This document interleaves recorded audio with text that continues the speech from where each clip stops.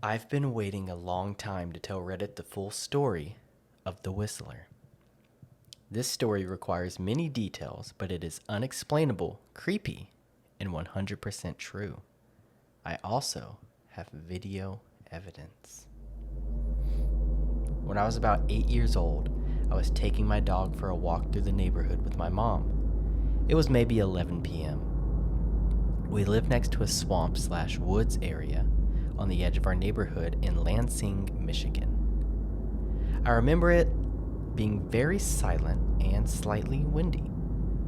From down in the swamp, we heard somebody whistling at us.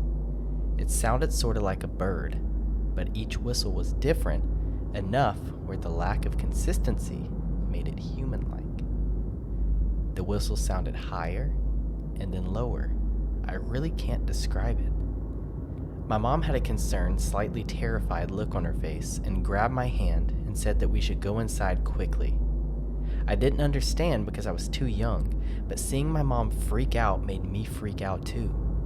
After a while, though, I kind of forgot about it.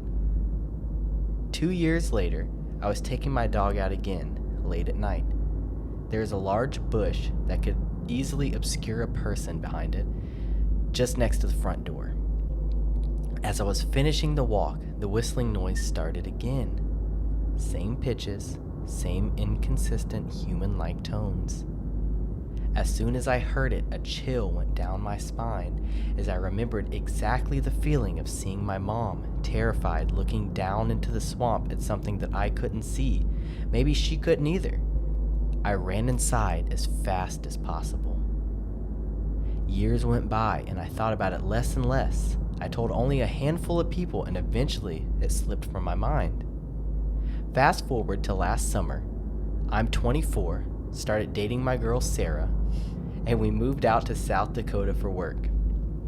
For Independence Day, we decided to go to Pierre, South Dakota, and watch the fireworks along the bank of the Missouri River.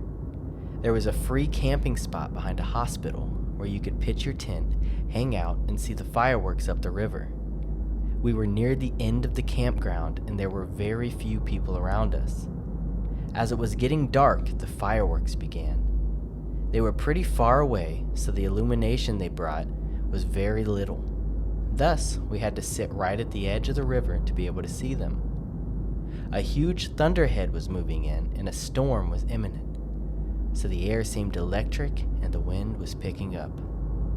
The atmosphere was eerie, to say the least. The police boats herded all the other boats off of the river and had left our area to do that elsewhere. Most of the other campers walked up the river to have a better view of the fireworks, but Sarah and I stayed back and were drinking PBR tall boys and kicking it. Suddenly, we heard the sound of a paddle methodically dipping into the water. We saw a figure steering a canoe about 20 miles offshore. It says 20 m. I don't know if it means miles or... I would think meters. Meters, yeah, because that seems a long way.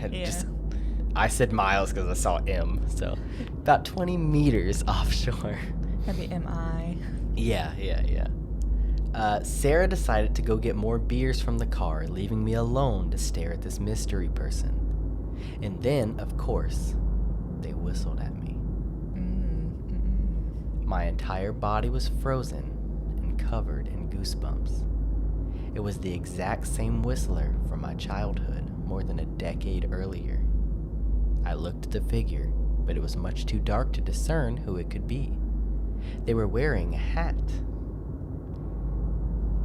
When they were perpendicular to the shore from me, they stopped paddling, turned the canoe to face directly at me, and whistled right at me.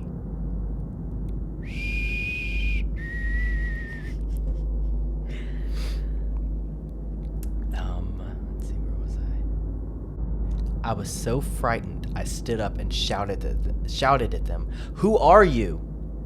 They didn't say anything, just whistled a couple more times, turned the canoe 180 degrees, and paddled out of sight.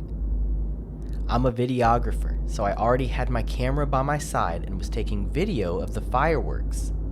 As the canoe was almost out of sight, I grabbed my camera and got a shot of them whistling as they went away.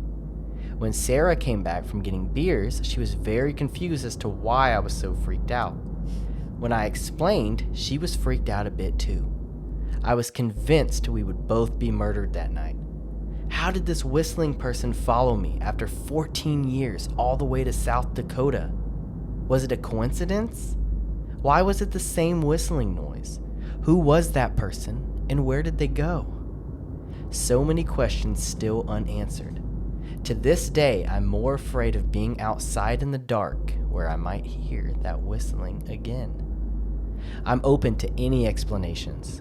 If there is interest, I will find a plug and edit a little video of the fireworks and the whistling noise and the canoe disappearing. I'm currently in Uganda and the internet is spotty where I am, so I'll do my best. So, that was the original story.